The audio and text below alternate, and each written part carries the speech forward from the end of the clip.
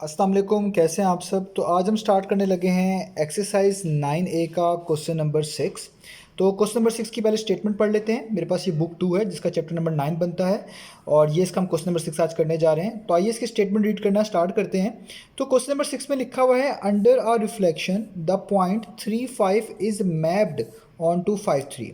तो बेसिकली एक रिफ्लेक्शन हमने जो है अप्लाई की है एक पॉइंट के ऊपर 3, 5 पे, और उस रिफ्लेक्शन की वजह से ये पॉइंट अब एक नया पॉइंट बन गया है। मैप्ड ऑन टू का मतलब है वो एक नए पॉइंट में तब्दील हो गया है, वो एक नए पॉइंट की तरफ जा रहा है, एक नए पॉइंट को पहुंच रहा है। तो वो जो 3, 5 वाला पॉइंट था, जब उस पर हमने रिफ्लेक्शन अप्लाई की तो अब उसका जो इमेज आया है वो बन गया है 5, 3। यानी उसका एक्स और वाई कोऑर्डिनेट आप देख लें चेंज हो गया है। यानी पहले वो 3, 5 था और अब वो कितना हो गया 5, 3। और ये मैं बता चुका हूँ, अगर आप इसके लिए क्वेश्चन नंबर 1 देखें तो ऐसी रिफ्लेक्शन जिसके अंदर एक्स और वाई कोऑर्डिनेट चेंज हो जाते हैं, यानी अगर आप किसी पॉइंट पे अप्लाई कर रहे हैं और जो आंसर में आपको पॉइंट मिल रहा है फाइनल, उसके कोऑर्डिनेट स्विच हो जाते हैं, एक्स वाला वाई बन जाता है और वाई वाला एक्स बन जाता है, उसको हम बोलते हैं ऐसी रिफ्लेक्शन हुई है जो along line Y is equal to X हुई है। तो ये बड़ा इंपॉर्टेंट पॉइंट है और ये इसका आंसर भी है जो कि डायरेक्ट देख के ही बताया जा सकता है, लेकिन हमें इसके लिए यहाँ पे प्रोसीजर करके दिखाना पड़ेगा। अभी आपको पता चल जाएगा। बेसिकली एक ऐसी रिफ्लेक्शन है जो along line y is equal to X हो रही है, यानी इसकी line of reflection y is equal to X है। वो इन पॉइंट्स को देख के ही पता चल रहा है, लेकिन हमने इसको प्रॉपर फॉलो करना है प्रॉपर मेथड से, तो इसलिए हम इसको सारे डिटेल से सॉल्व करेंगे। तो यहाँ तक बताया गया है कि एक पॉइंट है जिस पर रिफ्लेक्शन अप्लाई की है और वो एक नया पॉइंट बन चुका है 5, 3।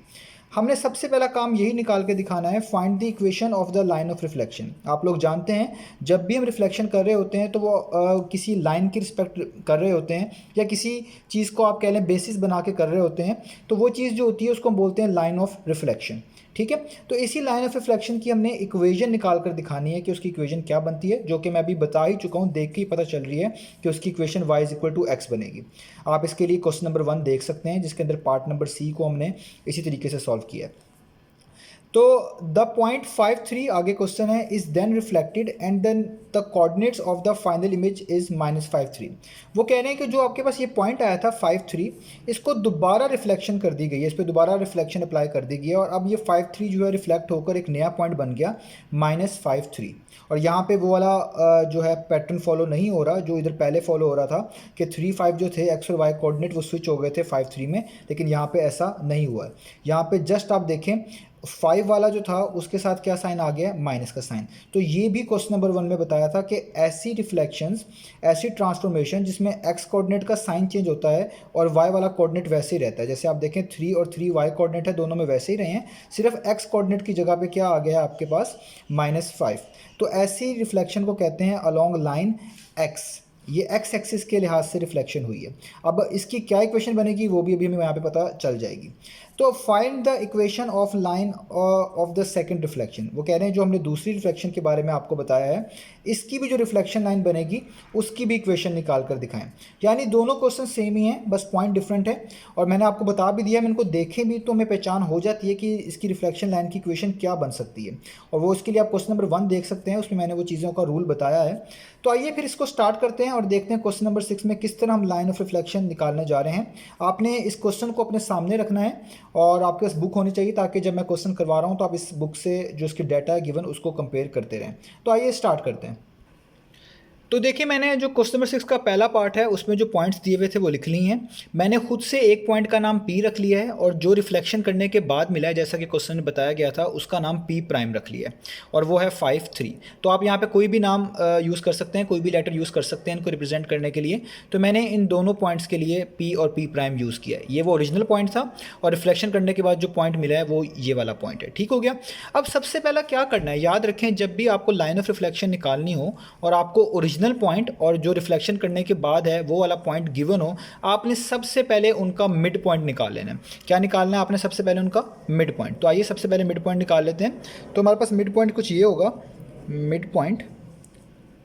ठीक है, मिड पॉइंट कैसे निकलता है जी। मिड पॉइंट का फॉर्मूला बहुत आसान है, जो एक्स कोऑर्डिनेट है उनको ऐड करें और 2 पे डिवाइड कर दें, कॉमा डालें, और जो वाई कोऑर्डिनेट है उनको ऐड करें, उनको भी 2 पर डिवाइड कर दें और ब्रैकेट क्लोज कर दें, तो वो होता है मिड पॉइंट। मिड पॉइंट का मतलब क्लियर ही है, सेंटर पॉइंट।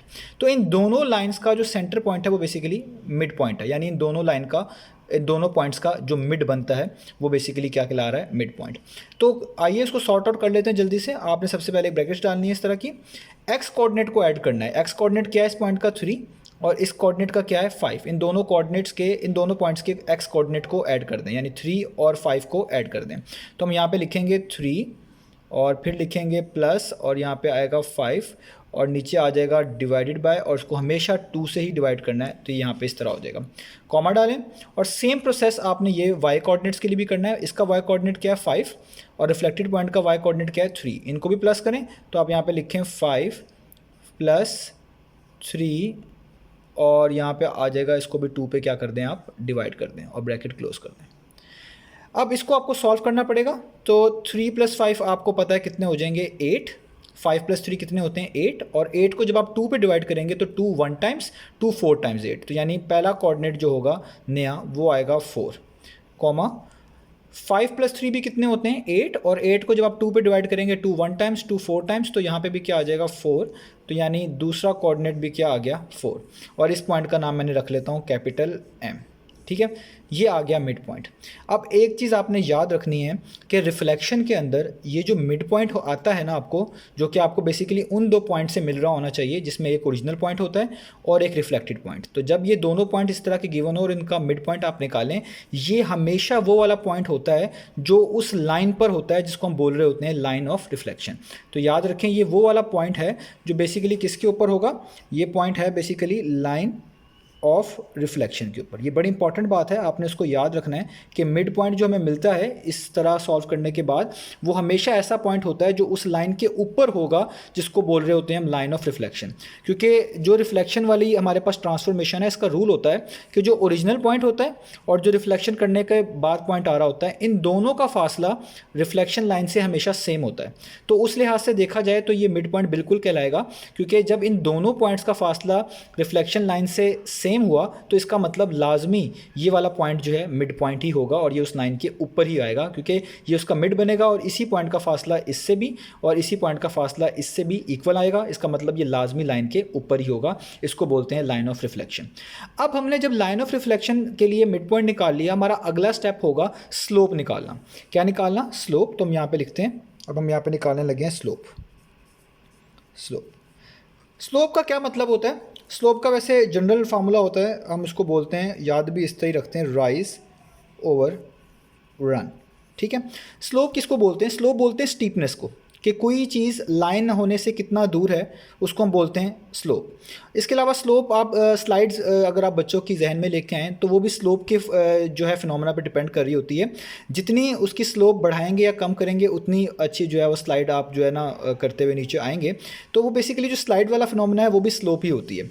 जैसे लेट्स से ये एक लाइन है, ठीक है, स्ट्रेट लाइन है, इसको आप स्ट्रेट लाइन कंसीडर करें। वो ज़ाहिर बात है लग नहीं रही होगी कि मैंने हाथ से ड्रॉ किया, लेकिन आप इसको स्ट्रेट लाइन कंसीडर करें। इसकी स्लोप जो है वो 0 है, क्योंकि इसमें कोई भी स्टीपनेस नहीं है, कोई भी ढलवान नहीं है। लेकिन अगर मैं इसको थोड़ा सा भी इस तरह कर दूं, इस लाइन को थोड़ा सा टिल्ट कर दूं या इस तरह बना लूं, तो अब इसकी स्लोप कुछ ना कुछ लेट से कांस्टेंट आएगी। तो स्लोप इसी को बोलते हैं बेसिकली कि कितनी स्टीपनेस है, कितना उसके अंदर डिविएशन आ रहा है लाइन से। कोई चीज़ स्ट्रेट लाइन से कितना डिविएट कर रही है वो उसकी स्लोप कहलाती है। और स्लोप का इन जनरल फार्मूला होता है राइज ओवर रन। इसका क्या मतलब होता है, इसकी हम एग्जांपल जो है बच्चों को इस तरह देते हैं कि अगर आपके पास कोई एक पर्सन है और उसने भागना है, तो सबसे पहले वो राइज करेगा। राइज का मतलब वो खड़ा होगा, स्ट्रेट खड़ा होगा ज़ाहिर बात है भागने के लिए, या कम से कम ग्राउंड लेवल से ऊपर आएगा। तो ये जो वर्टिकल चेंज होता है ना, इसको बोलते हैं राइज। और जब वो भागेगा तो ग्राउंड पे भागेगा, तो ग्राउंड पे जो अब जिस तरह वो भागेगा उसको बोलते हैं हॉरिजॉन्टल चेंज, उससे बोलते हैं रन। तो जिस तरह वो राइज और रन का फिनोमेना को करता जाएगा और इसी तरीके से आगे बढ़ता जाएगा, तो उसकी स्लोप जो है वो डिफाइन करता जाएगा। स्लोप बेसिकली कहते हैं इसको हैं change in Y divided by change in X. ये जो रनिंग हम करते हैं इसके अंदर जो फासला तय करते हैं वो हॉरिजॉन्टल तय करते हैं, और जो राइज वाला फिनोमेना होता है इसके अंदर जो डिस्टेंस कवर करते हैं वो वर्टिकल करते हैं। तो इसलिए स्लोप बोल रहे होते हैं कि कितना वर्टिकल और हॉरिजॉन्टल चेंज आ रहा है, उन दोनों के रेशियो को ही क्या बोल रहे होते हैं, स्लोप। जैसे ये लाइन है तो इसके अंदर कितना हॉरिजॉन्टल, यानी ये आप इसको यहाँ पे सिर्फ समझने के लिए बोल रहे हैं, कितना हॉरिजॉन्टल यानी रन वाला फेज़ आया है और कितना वर्टिकल फेज़ कवर हुआ है। तो इसको जो इनकी जो वो बनेगी रेशियो बनेगी राइज ओवर रन, उसको बोलेंगे स्लोप। ठीक हो गया। तो आइए अब इसको ज़रा स्टार्ट कर लेते हैं। मैंने थोड़ा सा इसके बारे में बता दिया कि स्लोप किसको बोलते हैं। अब ज़रा इसकी तरफ आते हैं, इसको फाइंड किस तरह करना है। तो देखिए स्लोप को फाइंड करने का फार्मूला ये होता है कि वाई एक्सिस में यहाँ पे चेंज लिखें, यानी मैं यहाँ पे फार्मूला भी लिख देता हूँ, y2 minus y1 divided by x2 minus x1। ये इसका वैसे इन जनरल फार्मूला होता है। अब ये y2 y1 क्या होते हैं, x2 x1 क्या होते हैं। तो आपने पहले वो दो पॉइंट्स चूज़ करने हैं जिनकी मदद से आपने स्लोप निकालनी है। अब वो दो पॉइंट्स कौन से होने चाहिए, एक पॉइंट ये लाजमी चूज़ करिएगा मिड पॉइंट जो आपने भी फाइंड आउट किया है, और एक पॉइंट इन दोनों में से कोई एक चूज़ कर सकते हैं। या तो ये वाला चूज़ कर लें या तो ये वाला चूज़ कर लें, दोनों से कोई भी इशू नहीं आने वाला, लेकिन एक पॉइंट लाजमी ये होना चाहिए। ठीक है। तो अब आपने इस पॉइंट की और इस पॉइंट की, लेट से मैंने ये वाला पॉइंट चूज़ किया 3 5, हमने स्लोप निकालनी है। तो इसमें आपकी अपनी मर्जी है, आप इस वाले पॉइंट को x1 y1 कह लें और इस वाले पॉइंट के कोऑर्डिनेट्स को x2 y2 कह लें। ठीक है, इससे कोई भी फ़र्क नहीं पड़ेगा अगर आप इनकी ऑर्डरिंग चेंज करेंगे, यानी इसको पहले ले लें और इसको बाद में, या उसको बाद में इसको पहले, इससे कोई फ़र्क नहीं पड़ता। तो मैं इस वाले पॉइंट को जो है, ये वाला पॉइंट जो है मिड पॉइंट, इसको फर्स्ट पॉइंट ले लेता हूँ और इसको सेकंड पॉइंट ले लेता हूँ। यानी ये जो मिड पॉइंट के कोऑर्डिनेट्स हैं ये वाले, ये कहलाएगा x1 और ये कहलाएगा y1। इसी तरीके से ये कहलाएगा x2 और ये वाला कहलाएगा y2। पहला वाला x होता है, दूसरा वाला y होता है, उस लिहाज से मैंने इनको नेम किया है।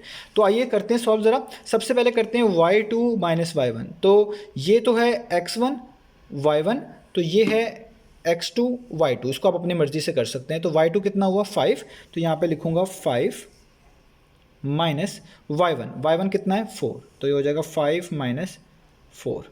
डिवाइड का साइन डालें। अब आता है x2 माइनस x1, क्योंकि मैंने इसको x1 कहा हुआ है तो ये x2 होगा। तो x2 कितना है 3, तो यहाँ पे लिखूँगा 3 माइनस x1 कितना है वो है 4, तो ये हो गया 4। ठीक है, इसको सॉल्व कर लेते हैं। तो 5 माइनस 4 कितना आया 1, और 3 माइनस 4 कितना आया वो आया -1। ठीक हो गया। और 1 ओवर -1 कितना होता है, इसको हम लिखते होते हैं -1। यानी स्लोप कितनी आ गई है हमारे पास, वो आ गई है -1। अब इस स्लोप से हमें क्या फ़ायदा मिलने वाला है। अब बहुत इंपॉर्टेंट कंसेप्ट आने वाला है इसके अंदर। अब देखिए ये जो हमें स्लोप मिली है, हमें सबसे पहले ये पता होना चाहिए स्लोप किस चीज़ की मिली है। तो देखिए हमने किस पॉइंट को यूज़ किया था, हमने एक पॉइंट यूज़ किया था M और एक पॉइंट यूज़ किया था P। ये बेसिकली स्लोप मिली है M और P को ज्वाइन करने वाली लाइन की। लेकिन हमें तो स्लोप चाहिए उस लाइन की जो कि कहलाएगी लाइन ऑफ रिफ्लेक्शन। तो ये M और P को ज्वाइन करने वाली लाइन तो वो लाइन नहीं होगी जिसको हम बोल रहे हैं लाइन ऑफ रिफ्लेक्शन। इसको आप ऐसे समझ सकते हैं, लेट से अगर आप इसका ग्राफ ड्रॉ करते, आप कर भी सकते हैं इसको चेक करने के लिए, और ये वाली लेट से वो लाइन है, फॉर एग्जांपल कंसीडर कर लें ये वो लाइन है जिसकी हम इक्वेशन निकालने की कोशिश कर रहे हैं, जिसको हम लाइन ऑफ रिफ्लेक्शन बोल रहे हैं। और ये जो मिड पॉइंट आया है ये बिल्कुल वो पॉइंट है जो कि लाइन के ऊपर है, मैंने बता दिया आपको। और एक पॉइंट P है यहाँ पे, लेट से ये वो पॉइंट है P। ठीक है, यहाँ पे एक पॉइंट है P।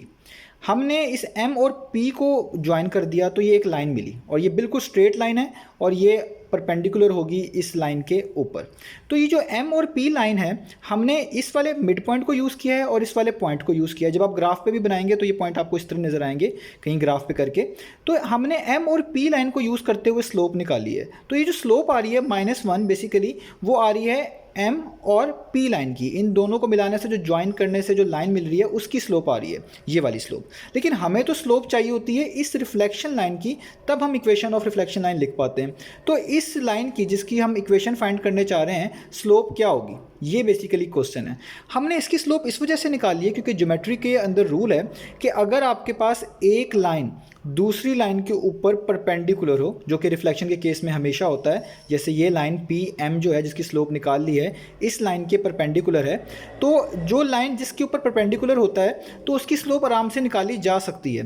कि रूल ये होता है कि अगर आपके पास एक स्लोप आ जाए इन दो लाइन में से जो एक दूसरे के ऊपर परपेंडिकुलर हो, तो दूसरे की स्लोप निकालना बहुत आसान होता है। जो स्लोप आई हो उसका साइन चेंज करें और उसको उल्टा दें, उसका रेसिप्रोकल ले लें। यानी अगर मैंने रिफ्लेक्शन लाइन की स्लोप निकालनी है, मैं यहाँ पे लिखता हूँ स्लोप ऑफ रिफ्लेक्शन लाइन। ठीक है, अगर मैंने रिफ्लेक्शन लाइन की स्लोप निकालनी है तो मुझे बड़ी आसानी से मिल सकती है। वो क्या है, जो स्लोप पहले से आई हुई है जो कि मैंने अभी यहाँ पे एक्सप्लेन कर दी है, ये वाली स्लोप, उसका नेगेटिव रेसिप्रोकल कर लें, यानी उसका साइन बदलें। साइन इसका बदलेंगे तो क्या हो जाएगा, प्लस अगर ये प्लस होता तो क्या हो जाता माइनस, और इसको उल्टा दें, इसके नीचे कुछ भी नहीं लिखा हुआ तो 1 लिखा हुआ है तो उसका रेसिप्रोकल भी लेंगे तो कोई फ़र्क नहीं पड़ेगा, 1/1 फिर से क्या आ जाएगा 1।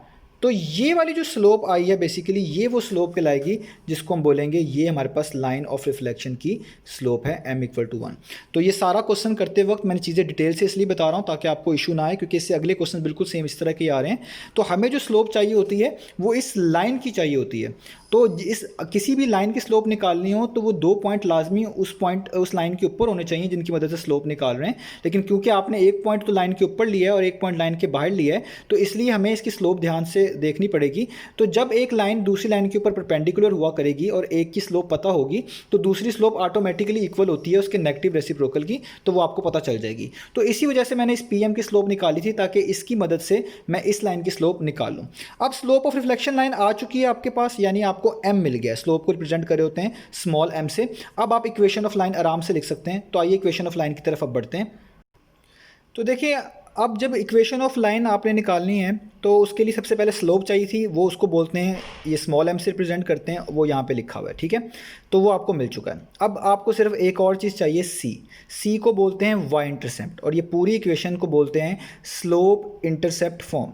ये इक्वेशन ऑफ लाइन होती है और उसकी खास कैटेगरी होती है जिसको बोलते हैं slope intercept form. Slope intercept form क्यों बोलते हैं? क्योंकि इसके अंदर स्लोप इन्वॉल्व हो रही होती है। ये देखें स्लोप नज़र आ रही है आपको m जो अभी हमने निकाली है, और इंटरसेप्ट आ रहा होता है। इंटरसेप्ट किसको बोलते हैं यहाँ पे? c को। c होता है इंटरसेप्ट और इसको बेसिकली बोलते हैं y इंटरसेप्ट। y इंटरसेप्ट का मतलब होता है आसान अल्फाज में कि आपका ग्राफ कहाँ पे y एक्सिस को टच करेगा, जहाँ पे वो टच करेगा, जिस पॉइंट पे y एक्सिस को टच करेगा उसको बोल रहे होते हैं c। तो जब भी आपने इक्वेशन ऑफ लाइन लिखनी होती है तो आपको स्लोप पता होनी चाहिए m और ये c पता होना चाहिए। जब आपको ये दोनों चीज़ें पता होंगी तो आप आराम से उस लाइन की इक्वेशन निकाल सकते हैं। उसकी जनरल फॉर्म आप एक तरह की कह लें यही होती है जिसमें वैल्यूज पुट करके आपको ओरिजिनल इक्वेशन निकालने को जो है ना मिलती है, निकाल आप सकते हैं उसको, ठीक है। तो हमने स्लोप तो निकाल ली है, हम लाइन ऑफ रिफ्लेक्शन की इक्वेशन निकालना चाह रहे हैं, वो भी एक लाइन है तो इसलिए ये वाली फॉर्म यूज़ कर रहा हूँ। तो स्लोप तो निकाल रही है, अभी भी सी नहीं निकला। सी निकालने के लिए क्या करेंगे, आपने जो मिड पॉइंट निकाला होगा ना, मिड पॉइंट याद रखिए, मिड पॉइंट। तो ज्योमेट्री के अंदर रूल है कि अगर कोई पॉइंट किसी लाइन के ऊपर है तो वो वाला पॉइंट उसकी इक्वेशन को लाजमी सेटिस्फाई करता है, क्योंकि ये वाला जो पॉइंट है 4 ये लाइन के ऊपर है, और किस लाइन के ऊपर है? लाइन ऑफ रिफ्लेक्शन के ऊपर है, और लाइन ऑफ रिफ्लेक्शन की जनरल फॉर्म भी यही होगी। तो ये लाजमी, ये वाला पॉइंट लाजमी इस इक्वेशन को सेटिस्फाई करेगा। तो हमने इसके जो ये वाला पॉइंट है पहला वाला, इसको बोलते हैं एक्स कोऑर्डिनेट, तो ये इसका एक्स है बेसिकली, और जो ये वाला कोऑर्डिनेट है ये इसका वाई कोऑर्डिनेट है। हमने ये वाली वैल्यू इस इक्वेशन में प्लग कर देनी है, तो ये बन जाएगी y की जगह पे 4 आ जाएगा क्योंकि उसका x कोऑर्डिनेट 4 है, अभी दिखाया है। स्लोप आपने अभी निकाली है 1, जो नई वाली स्लोप है। x फिर दोबारा से क्या है? 4 है, और प्लस c तो हमने फाइंड आउट करना है, ये सारा काम ही c के लिए कर रहे हैं, तो ये यहाँ पे हो जाएगा 4 1 टाइम्स 4 होता है, और ये प्लस का 4 है। तो जब इसको इक्वेशन के लेफ्ट साइड पे मूव करेंगे ये बेसिकली सब्ट्रैक्ट हो जाएगा वहाँ जाके, यानी 4 - 4 हो जाएगा, और यहाँ पे आ जाएगा c, और 4 - 4 कितना होता है? 0। तो c कितना आ गया? 0। इसका मतलब है c की वैल्यू कितनी आ गई? 0। यहाँ पे इस तरह भी करके लिख सकते हैं c = 0, बात हुई है। यहाँ पे मैं लिख देता हूँ c = 0। अब जब c भी आ गया, m भी आ गया, तो अब रिफ्लेक्शन, लाइन ऑफ रिफ्लेक्शन जो है वो ढूंढना मुश्किल नहीं है। तो अब यहाँ पे हम लिख लेते हैं कि जो इक्वेशन है बेसिकली आपके पास, equation of line of reflection, इसको मैं शॉर्ट करके लिख रहा हूँ, आप इसको कंप्लीट लिखिएगा। तो वो बनेगी आपके पास y = mx + c। पहले लिखेंगे y = mx। m कितना है आपके पास? m आपने निकाला था अभी थोड़ी देर पहले, स्लोप निकाल ली है, इसको स्लोप बोलते हैं, वो है 1, यानी 1x साथ वैसे ही प्लस c कितना निकाला है? 0, यानी ये सारी वैल्यूज इसमें पुट करवा रहा हूँ 0। तो इसको ज़रा सॉल्व कर लें, प्रॉपर लिख लें, तो 1 लिखने की ज़रूरत नहीं होती, तो जस्ट लिख लें y = x। तो ये है वो लाइन की इक्वेशन, लाइन ऑफ रिफ्लेक्शन की इक्वेशन जो हमने फाइंड आउट करके दिखानी थी। तो देखें ये वही लाइन आई है y = x, और इसी के मुतालिक मैंने आपको बताया था क्वेश्चन नंबर 1 के अंदर कि क्वेश्चन नंबर 1 में जब भी कोई किसी भी आपके पॉइंट्स के x y जो कोऑर्डिनेट्स होते हैं वो स्विच हो रहे होते हैं, जैसे यहाँ पे x3 था, y5 हो गया, और यहाँ पे x5 हो गया और y3 हो गया, स्विच हो गए, तो ये हमेशा ऐसी लाइन के कॉरस्पॉन्डिंग इसकी रिफ्लेक्शन हो रही होती है जिसकी इक्वेशन होती है y = x। आप इसके लिए क्वेश्चन नंबर 1 देख सकते हैं। तो ये तो था हमारे पास एक्सरसाइज 9A का पार्ट नंबर 1। हम पार्ट नंबर 2 जो है मैं नेक्स्ट वीडियो में अपलोड करूँगा, तो इसलिए उसको देखने के लिए आप मेरे चैनल पर नेक्स्ट वीडियो देखिएगा।